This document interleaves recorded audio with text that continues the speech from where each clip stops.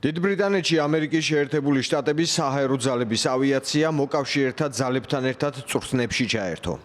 ამერიკული სტრატეგიული ბომბდამშენები B-52-ები, რომლებიც ევროპის ბომბდამშენთა ტაქტიკური ჯგუფის ნაწილია, უკვე დიდი ბრიტანეთის ფეირფორდის სამხედრო ბაზაზეა.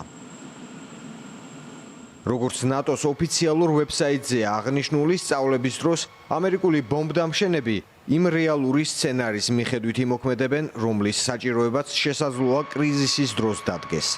წვრთნებით გათვალისწინებულია საჰაერო მხარდაჭერის აღმოჩენა და სახმელეთო ძალებთან კოორდინირებული მოქმედება, რათა ზუსტი დარტყმებით პირობით მოწინააღმდეგეს მაქსიმალური ზიანი მიაყენონ.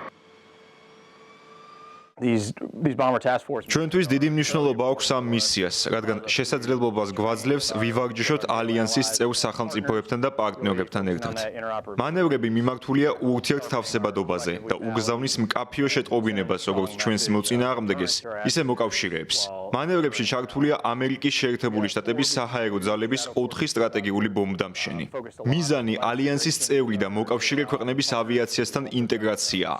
განვახორციელეთ არაერთი სიმულირებული სამხედრო ოპერაცია, მათ შორის ახლო საჰაერო მხარდაჭერის აღმოჩენისა და ფრთოსანი რაკეტებით იერიშები, რაც ზრდის ჩვენი ძალების ეფექტიანობას.